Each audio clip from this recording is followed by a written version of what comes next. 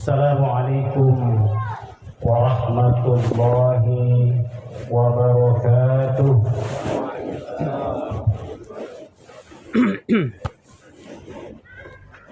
Alhamdulillah, alhamdulillahilladzi arsala rasulahu bil huda wa dinil haqq liyudhhirahu 'ala dini kulli walau karihal musyrikun. Asyhadu an la ilaha illallah wahdahu la syarika lah wa asyhadu anna Muhammadan 'abduhu wa rasuluh. Allahumma salli ala sayyidina Muhammad wa ala alihi wa ashabihi ajma'in, amma ba'd. Qala Allah ta'ala fi kitabihil karim, a'udzu billahi minasy syaithanir rajim. Wa min ayatihi an khalaqa lakum min anfusikum azwajan litaskunu ilaiha wa ja'ala bainakum mawaddatan wa rahmah. Wa qala Rasulullah sallallahu alaihi wasallam, an-nikahu sunnati faman raghiba an sunnati falaysa minni. Shadaqallahul azim wa sadaqa rasuluhul karim. Ma'asyiral muslimin, hadirin jamaah walimatul urs yang insyaallah semuanya kita dirahmati dan dimuliakan Allah Subhanahu wa ta'ala. Alhamdulillah, kita memuji, kita bersyukur kehadiran Allah Subhanahu wa ta'ala atas segala nikmat dan karunia-Nya, sehingga alhamdulillah di siang hari ini kita bersama-sama hadir, kita berkumpul di tempat ini, di rumah yang sedang berbahagia, keluarga yang sedang berbahagia, dan terkhusus kepada kedua mempelai yang tentu berbahagia dan berbunga-bunga hatinya nih. Alhamdulillah, ini nikmat yang istilahnya sudah lama ditunggu-tunggu. Yang ini sarwa ini minasain Bapak Ibu, orang tua ibu bapak berpuasa dan hadir. Yang ini Arabku di kantor ini masalah lalu kita semua bahagia menyaksikan, melihat apa yang terjadi pada hari ini. Kita sudah melangsungkan yang namanya acara walimah pernikahan, karena sudah selesai acara menikah kedua mempelai ini atas nama Muhammad Rafli bersama dengan pasangannya, istrinya, ya, yang namanya Rahmaniyah, ya. Sah ini, alhamdulillah. Itu Bapak Ibu yang dirahmati oleh Allah Subhanahu wa ta'ala. Karena sudah sah, maka kita mengucapkan alhamdulillah. Ya, kita mendoakan kedua mempelai ini. Kita ulangi doanya tadi. Jadi protokol tadi sudah menyampaikan.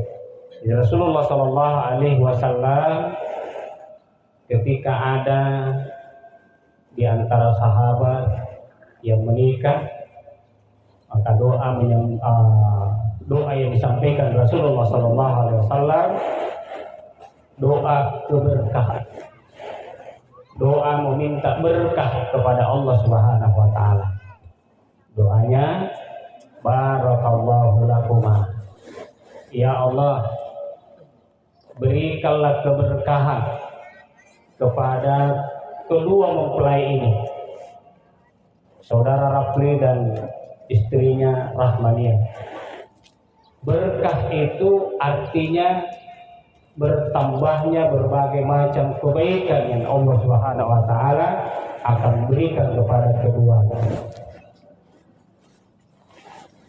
Wa baraka alaika,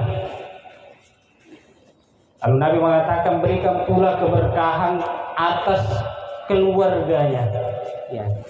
Kalau sudah berumah tangga, berkahilah kehidupan rumah tangganya. Kalau dia sudah punya anak-anak, berikan anak-anak yang soleh, anak-anak yang soleha. Berikanlah dia kesempatan kemuliaan untuk memuliakan orang tuanya, memuliakan mertuanya. Nah, karena yang namanya orang sudah menikah, orang tua kita bertambah, ya Bapak Ibu. Sudah ada orang tua kita sendiri dan kita punya mertua. Dan mertua itu hakikatnya adalah orang tua kita juga. Tidak bisa dibedakan antara orang tua kita sendiri dengan mertua kita. Keduanya ini harus kita muliakan. Maka Allah akan memberikan berkah kepada kita. Lalu Nabi mengatakan, wa jama'a bainakuma fi khair. Kumpulkan, satukan. Ya. Keduanya ini fi khair, selalu berada di dalam kebaikan. Itulah doa yang diajarkan oleh Nabi SAW. Jadi kehadiran kita semua Bapak Ibu, kita datang ke sini, undangan semua datang. Yang kita butuhkan tentu adalah doanya mereka. Ya. Yang datang semua ini memberikan doa kepada kita. Mudah-mudahan dengan banyaknya orang yang berdoa, maka itu betul-betul dikabulkan oleh Allah Subhanahu wa Ta'ala. Ya. Karena banyak orang berdoa, masa di antara sekian banyak itu lalu tidak ada yang diterima oleh Allah, tidak dikabulkan oleh Allah. Pasti insyaallah ada yang dikabulkan oleh Allah Subhanahu wa Ta'ala.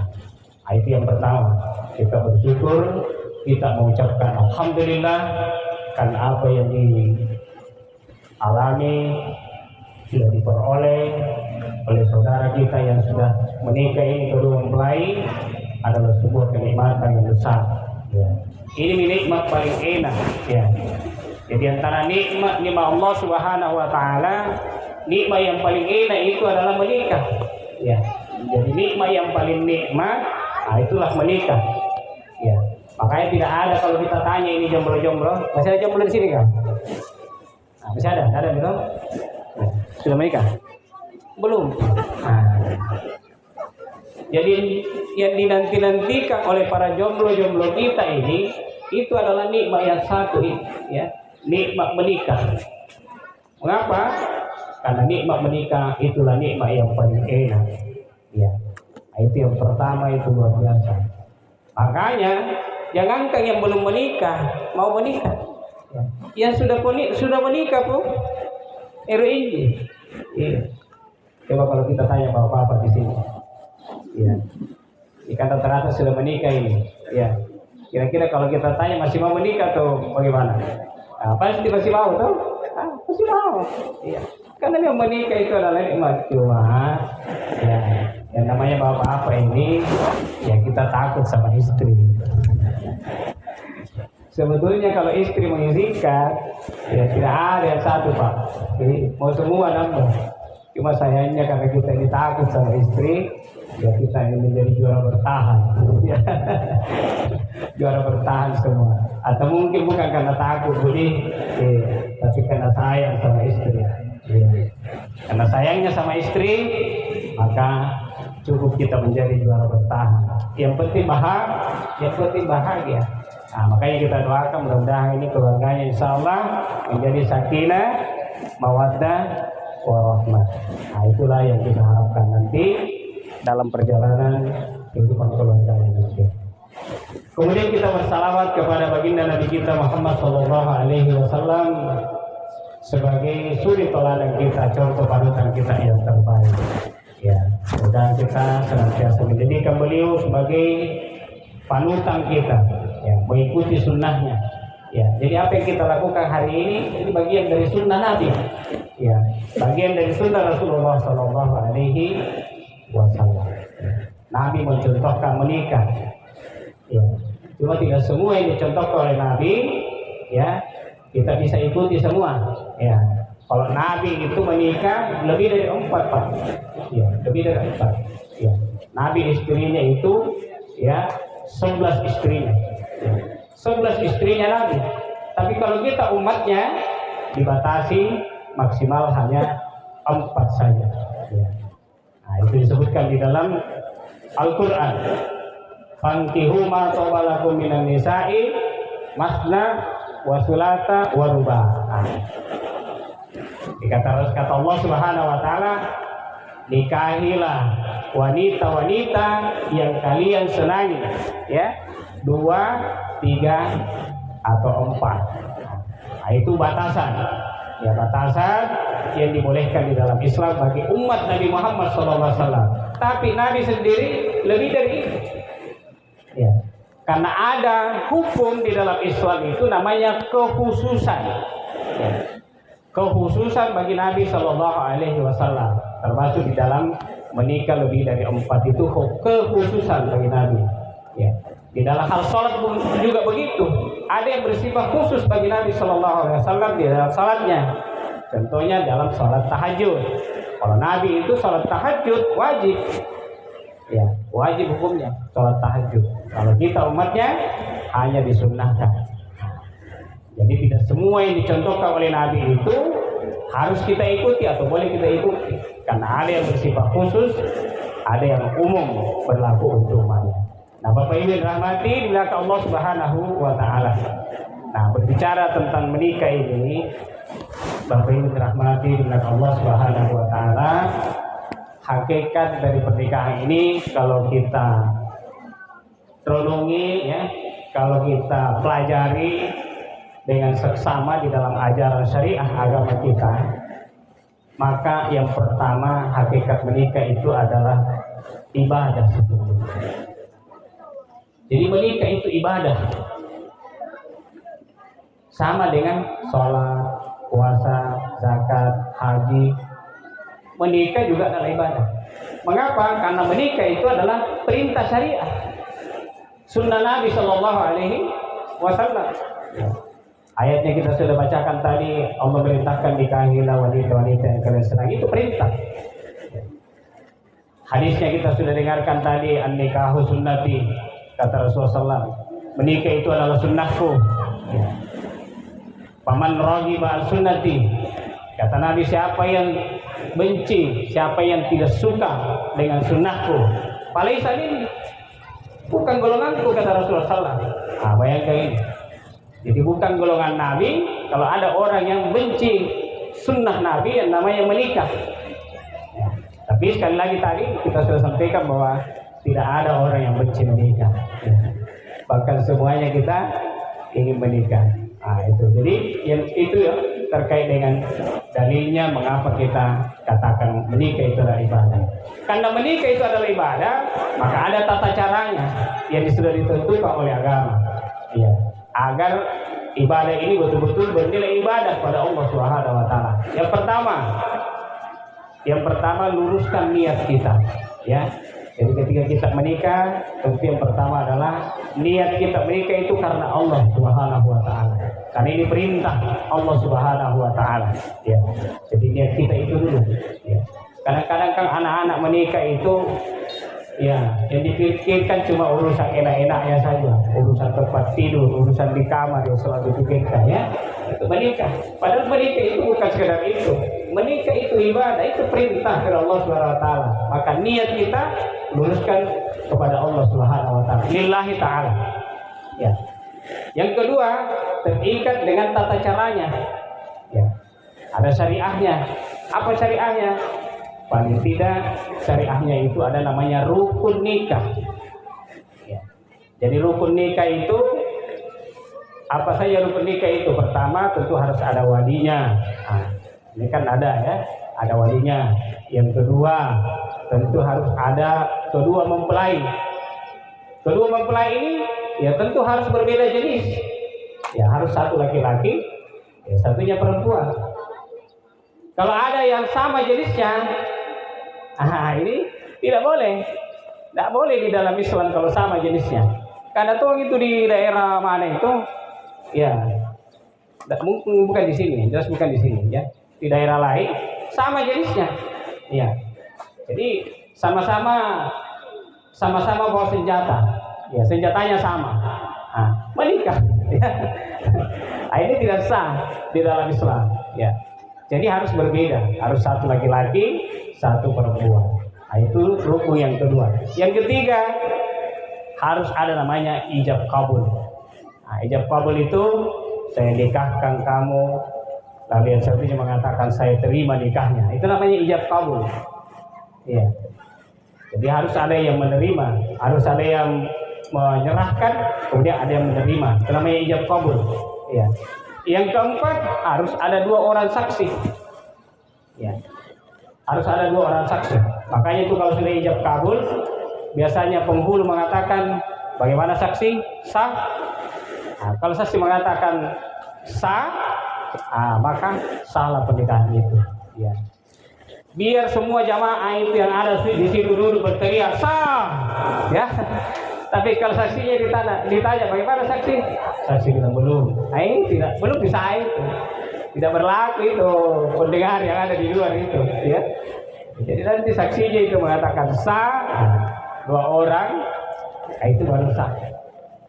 Jadi 4 rukun nikah ini itu harus terpenuhi Bapak Ibu dirahmati dan Allah SWT. Dan insya Allah itu sudah selesai. Itu hikmah yang hakikat yang pertama itu adalah menikah itu adalah ibadah. Ya. Karena menikah itu adalah ibadah, maka tidak hanya tata caranya, tapi seluruh rangkaian dari ibadah itu juga sesuai dengan syariahnya, sesuai dengan petunjuk dan tuntunan Nabi kita Muhammad SAW. Salah satu diantaranya tentu adalah cara walimahannya.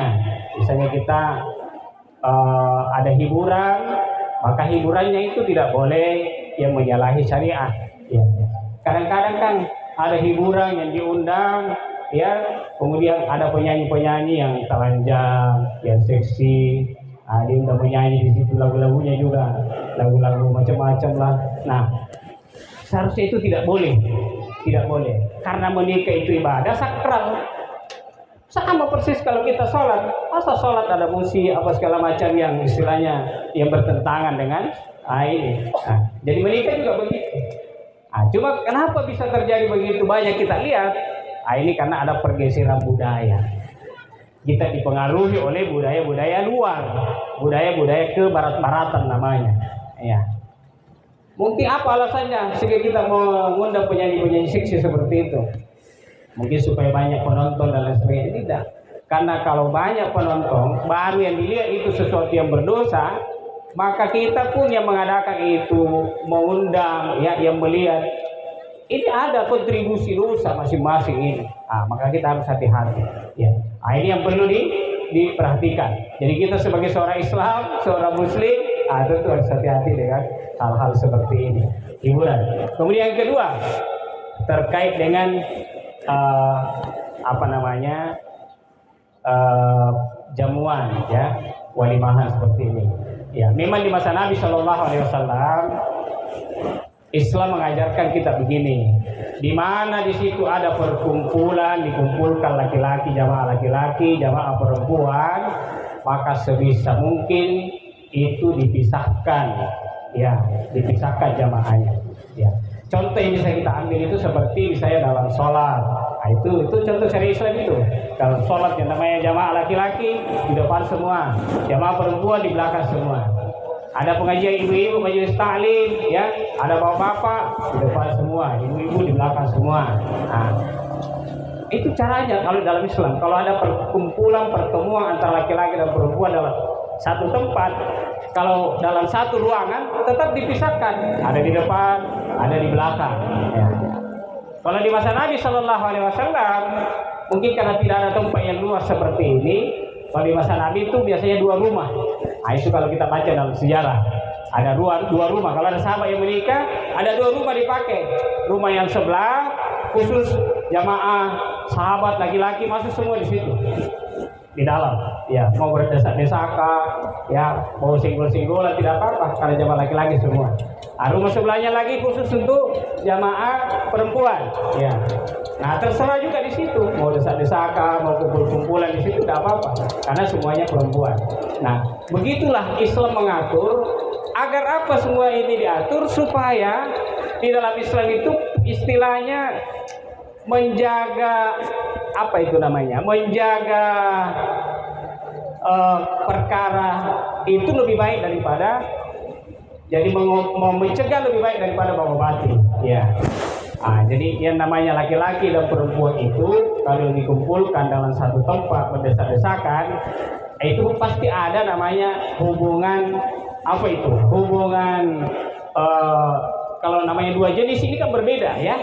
Ibarat strom itu ada strom positif, ada strom negatif ya, seperti kalau dua kabel. Makanya kabel ini harus diisolasi, isolasi kabel positif, isolasi kabel negatif. Kapan terbuka konslet, konslet bisa bahaya, bisa terbakar dan sebagainya. Nah begitu pula perempuan dan laki-laki dalam Islam itu harus senantiasa diatur. Kayak di sekolah-sekolah, santri laki-laki, santri perempuan itu harus dipisahkan. Ya, tapi tentu tidak semua tempat harus dipisahkan. Ada tempat memang ya tidak dipisahkan, seperti di jalan, di jalanan, di pasar dan lain sebagainya. Itu bebas saja, karena biar tempatnya itu tidak harus dipisahkan. Ya, tapi tempat-tempat tertentu seperti di masjid, kemudian di rumah, yang di situ tidak semua mahram istilahnya ya, tidak semua mahram, tidak semua keluarga dekat, ya. Ada juga yang keluarga jauh, ada juga mungkin apa dan lain sebagainya. Nah itu hal yang biasa kalau di dalam Islam. Syariat memberikan kita budaya dengan budaya-budaya yang istilahnya itu mendekatkan kita kepada sakralnya ibadah ini hanya kepada Allah Subhanahu wa taala. Nah, Bapak Ibu dirahmati Allah Subhanahu wa taala. Itu yang pertama. Ya, jadi menikah ini adalah ibadah, maka harus diatur sedemikian rupa seperti apa yang kita saksikan pada hari ini. Kemudian kedua, hikmah yang kedua, jadi menikah ini sebetulnya adalah untuk menjaga kesucian diri kita. Ya. Maka alhamdulillah saudara kita Muhammad Rafli ini tentu dengan maksud ini menjaga kesucian diri ya, sehingga menempuh pernikahan ya. Karena kita lihat nih bagaimana pergaulan anak-anak muda kita di luar ya, banyak yang suka apa istilahnya itu coblos duluan namanya ya. Jadi kalau coblos duluan belum waktunya pasti tidak sah ya dong ya, tidak sah. Kalau belum saatnya kita mencoblos, kalau mencoblos, itu tidak sah. Sudah tidak sah, dapat denda lagi, ya, dapat dosa, dapat azab dari Allah Subhanahu wa taala. Itu jadi hati-hati. Ini yang terjadi Bapak Ibu dalam hati dari Allah Subhanahu wa taala. Menjaga kesucian diri. Makanya Nabi mengatakan, ya masyarakat syabab, wahai para pemuda, kata Rasulullah SAW, ya, man istata'a minkumul ba'ata falyatazawwaj. Jadi kata Rasul, siapa yang sudah mampu menikah maka hendaklah menikah. Ini anak-anak muda, ya. Siapa yang sudah mampu menikah, kata Rasulullah SAW, menikahlah. Fa innahu aghaddu lil basar, karena sesungguhnya dengan menikah itu aghaddu lil basar, artinya menjaga pandangan. Ya, wa ahsanu lil farji, dan juga menjaga kesucian diri, ya, menjaga kehormatan. Itu yang disampaikan oleh Rasulullah SAW. Jadi dengan menikah itu bisa menjaga kesucian diri, bisa menjaga kehormatan. Nah itu hikmah yang kedua. Hikmah yang ketiga dari pernikahan itu adalah hikmah yang ketiga itu untuk mendapatkan keturunan yang baik-baik. Mendapatkan keturunan yang baik-baik, ya, mendapatkan anak yang soleh, ya, anak yang soleha. Ya. Makanya Allah Subhanahu wa taala menjelaskan dengan pernikahan itu, ya, ya ayuhan nasu taqu, ya ayuhan nasu taqun, ya ayuhan nasu inna khalaqnakum ya min nafsi wahidah. Wa khalaqa minha zawjaha. Kata Allah Subhanahu wa taala, wahai manusia, ya, aku menciptakan kamu itu dari jiwa yang satu. Ya, wa khalaqa minha zawjaha. Ya, dari dirimu itu aku menjadikan pasanganmu, istrimu. Wa basta minhum rijalan katsiran wa nisaa. Dari pasanganmu itu suami istri lahirlah anak-anak laki-laki dan juga anak-anak perempuan. Ya. Jadi hikmah pernikahan itu adalah untuk mendapatkan keturunan yang baik-baik. Ya. Karena kita lihat nih, Ya, banyak tuh orang mau dapat anaknya saja, tapi tidak mau dapat enaknya saja, tapi tidak mau anaknya. Ya. Jadi kalau enaknya mau, tapi anaknya tidak mau. Ah, ini masuk ke coblos dulu ini. Ya. Banyak dilahir anak-anak di luar pernikahan, ya. Yang disebut dengan MBA, ya. MBA itu maksudnya MBA, Married by Accident. Nah, dia menikah karena kecelakaan. Itu namanya MBA, menikah karena kecelakaan. Akhirnya banyak terjadi, ya. Baru menikah 3 bulan yang lalu, ada undangan akikahnya. Ini. Jadi jangan sampai terjadi. Nah, itu semualah syariah Islam ini. Nabi kita Muhammad SAW mensyariahkan, mensunnahkan menikah ini untuk mencegah hal-hal tadi, ya, untuk menjaga nasab, untuk menjaga keturunan. Coba bayangkan kalau lahir anak-anak, Pak. Lahir anak-anak kita. Nah, pas kemudian mau diurus akte kelahirannya, ya, pihak capil mengatakan siapa bapaknya ini, ya toh? Masa binti anu, kan tidak mungkin. Kalau ditanya siapa bapaknya, tidak tahu, ya, karena dia lahir itu tidak ada bapaknya. Nah, itu susahnya. Jadi nasabnya, keturunannya itu rusak. Maka itulah Islam mengajarkan kepada kita untuk mendapatkan anak-anak yang soleh. Kata Rasulullah SAW, ya, 4 syaratnya, ya. Yang pertama kata Rasulullah, jadi perempuan itu dinikahi karena 4 perkara, ya. Yang pertama karena cantiknya, yang kedua karena hartanya, yang ketiga karena keturunannya, yang keempat karena agamanya, ya. Tapi kata Rasulullah SAW, yang harus diutamakan itu adalah karena agamanya, ya. Kata Rasulullah SAW, fasfar bizatid din, pilihlah karena agamanya, taribat tiadakan, ya. Maka pasti kata Rasulullah, kamu akan beruntung, kamu akan dapatkan semua, ya. Memang perlu cantik, tapi cantik ini kan ada batasnya, ya. Ada batasnya. Mungkin umur 15, 20, 30 masih cantik, ya. Tapi coba kalau sudah 60-an, apalagi 70-an, ya. Biar senyumnya sudah tidak enak dilihat. Iya toh? Nah, itu Bapak Ibu dirahmati Allah. Ada batasnya. Iya. Apalagi yang namanya keturunan, ya tentu tidak ada jaminan akan selalu baik karena keturunannya, ya. Yang namanya harta, tidak ada juga jaminan akan selalu kaya. Ya, ada saatnya yang namanya di atas, ada saatnya namanya di bawah. Tapi karena kalau kita pilih karena agamanya, maka insya Allah kita akan bahagia dunia akhirat. Nah, kita akan mendapatkan anak-anak dan keturunan yang baik-baik karena suaminya baik, istrinya baik, ya. Makanya sebelum menikah, ya harus ditentukan itu, harus kita pilih, ya, harus kita pintar-pintar memilih. Kata Rasulullah SAW, pilihlah calon istri, calon ibu, ya, calon istri yang soleh, ya, yang soleha, ya.